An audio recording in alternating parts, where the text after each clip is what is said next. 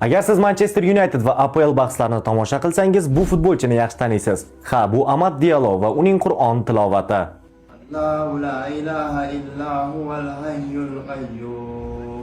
La ta'khuzuhu sinatun. Men Amadning birorta ta'sirli hikoyasini sizlarga aytib bermoqchi emasman. Shunchaki Qur'onning go'zalligini ko'rishingizni istayman. Insonlarni Qur'ondan ko'ra ko'proq nima birlashtira oladi? Qur'onning maqsadi jamoatni birlashtiradi. Eng boydan eng kambag'algacha, mashhurdan noma'lumgacha.